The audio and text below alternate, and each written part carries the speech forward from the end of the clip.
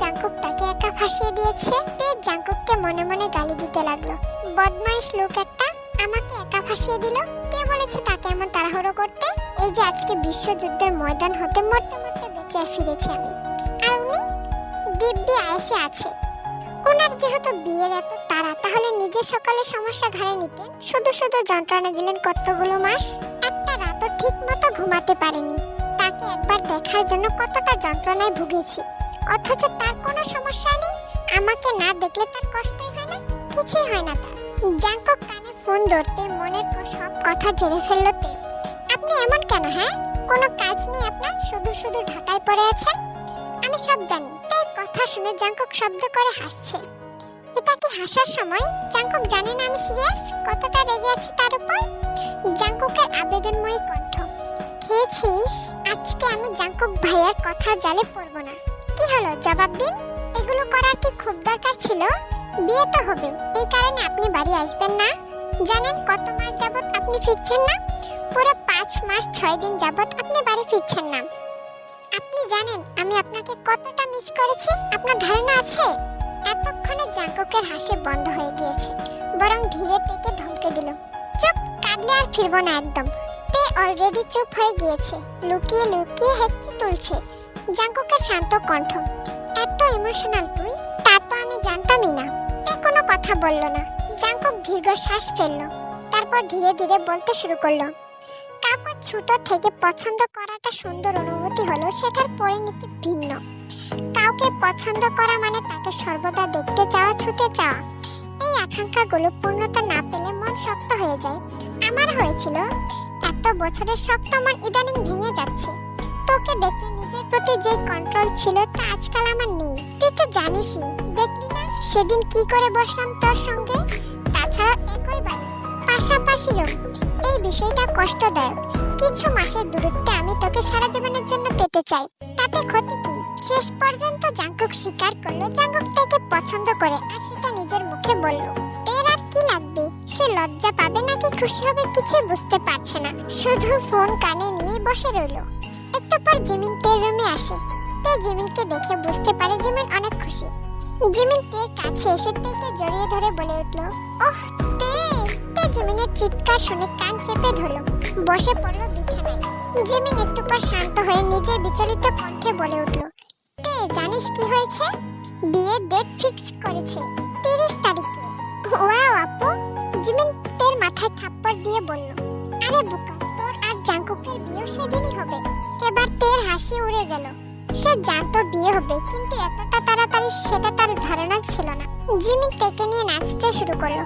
কিছুক্ষণের মাঝে ইয়েনো এসে যোগ হলো। দুষ্টু গলায় বলল, এখন আমি তোমাকে কি বলে ডাকবো তে আপু? তে আপুর জায়গায় বলবো ভাবিপু। তে যখন ড্রয়িং রুমে বসে টিভি দেখছিল, ঠিক তখনই ইয়েনো সকলের সামনে থেকে বলে উঠল, আরে ভাবিপু, আইসক্রিম আনবো? তে তো প্রচন্ড লজ্জায় পড়ে যায়। জিন হাসতে হাসতে বলল, এই ফাজিল, এগুলো কি ধরনের ডাক?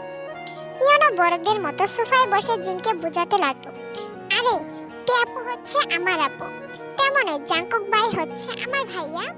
যদি তাদের বিয়ে হয় তাহলে তে আপু হবে ভাবি, তাই না? তো ভাবি আর আপু দুটো মিলিয়ে ভাবিপু। তেমনই জাংকুক ভাইয়ের ক্ষেত্রেও হবে জিজু ভাই, কিন্তু তাকে শুধু ভাইয়া বলবো, না হলে জাংকুক ভাই দিবে এক চড়। বিয়ের আর মাত্র 5 দিন বাকি। জাংকুক সকাল সকাল আসবে 8টার দিকে। তেকে নির্দেশ দিয়েছে জাংকুক যাতে তেকে এসে ড্রয়িং রুমে দেখতে পায়। তে কলেজ থেকে বেরোলো একটু ঘুরতে, সাথে রয়েছে তের এক কলেজ ফ্রেন্ড। তের হঠাৎ জাংকুকের কথা মনে পড়ল। জাংকুক তো তাকে ড্রয়িং রুমে উপস্থিত থাকতে বলেছিল, কিন্তু সে তো কলেজে এসে পড়েছে। তে তখন তার বান্ধবীর দিকে তাকিয়ে বলল, জাদু দেখবি? মেয়েটা ভ্রু কুঁচকে বলল, জোকার হবি তুই? ধুর, এটা কোনো কথা? এখনই আমার ফোনে কল আসবে, দেখবি? মেয়েটি মুখ ভেঙালো, বললেই হচ্ছে। ঠিক তখনই তের ফোনে কল আসলো। তের মুখে বাঁকা হাসি, চোখ টিপ মেরে জবাব দিল, এই হচ্ছে তের জাদু, কি বুঝলি? তে ফোন রিসিভ করলো। জাংকুকের শান্ত কণ্ঠ। আগের মতো গরম কণ্ঠে ধমক দেয়নি তেকে, বরং ধীর আওয়াজে প্রশ্ন করলো, কোথায় তুই? তে মনে মনে বলল, বাহ, এত পরিবর্তন, সাব্বাস, এমন পরিবর্তনই তো চাই। তে ভাব নিয়ে বলল, আপনার কি ধৈর্যের পরীক্ষা নিচ্ছিস? এই জাঙ্কুকে কে আপনি ভাইয়া? কেন তোর জামাই? ইস, বললেই হলো। আর মাত্র 5 দিন। 5 দিন তো যেতে দে। তে লজ্জা পেল, জাঙ্কুককে টের পেতে দিল না। তে আর চোখে তার পাশে ফ্রেন্ডের দিকে তাকালো। আপনাকে বিয়ে কে করবে? জাঙ্কুকের হাসির শব্দ। ফোনে এত সাহস দেখাচ্ছিস যে? সামনে আসলে তো চোখে চোখই রাখতে পারিস না। কাল আসছি, সামনে এগুলো বলতে না পারলে দেখবি কি অবস্থা করি তোর। তে ঢুক গিলল, সাহস জোগালো, তারপর বলল, কি করবেন? আপনি ভয় আমার সামনে আসবেন না। জাঙ্কুক হাসলো, আমি বিজি, রাত্রে কথা বলবো, বাড়ি যা। এখনই যাবে? তে ভেঙচি কেটে বলল, হ্যাঁ তো যান না, বিজি থাকুন আপনি, আপনাকে ধরে বসিনি আমি। তে কল কেটে দিল, তারপর মনে মনে রাগ দেখিয়ে বলল, কি একটা অবস্থা, কাল থেকে একবারও ফোন দেয়নি। যাও আজকে দিল, তাও নাকি উনি ব্যস্ত। থাক ওনার ব্যস্ততা নিয়ে, জন্মর মতো ব্যস্ততায় থাক। কথা বলতে বলেছে কে? শয়তান একটা। বাড়িতে গিয়ে তে দেখলো জিমিন রূপচর্চায় ব্যস্ত। সামনে বিয়ে, নতুন বধূকে অবশ্যই গর্জিয়াস লাগতে হবে। জিমিন তেকে তাড়া লাগালো, এই তে শোন, দ্রুত ড্রেস চেঞ্জ করে আয়। কেন? কেন মানে? সামনে তোর বিয়ে, রূপচর্চা ইজ ভেরি ইম্পর্টেন্ট। জিন হাসলো, তারপর ডাইনিং সাজাতে সাজাতে বলল, পরের বাড়ি যাবি তুই, তে না। ও রূপচর্চা করলেও এখানে, না করলেও এখানে। হ্যাঁ তা তো ঠিকই, তারপরও বিয়ে তো একবারে হবে, তাই না তে? ইয়োনো উপর থেকে দৌড়ে আসছে, হাতে ড্রয়িং বুক। জিমিনের পাশে বসে বলল, রূপচর্চা করে কি হবে আপু? সেই তো পেতনি দেখাবে তোমাকে। তে আলগুছে উপরে উঠে গেল, না হলে তেকেও হেনস্থা করবে। হলো সেটা। ইয়োনো শব্দ করে তেকে ইঙ্গিত করলো, ভাবিপো আজকে কলেজ কেমন কাটলো? তে তো লজ্জায় দৌড়ে উপরে চলে গেল। এই ছেলে কি আমাকে মেরে ফেলে শান্তি পাবে? রাতের দরজা শক্ত করে লাগালো।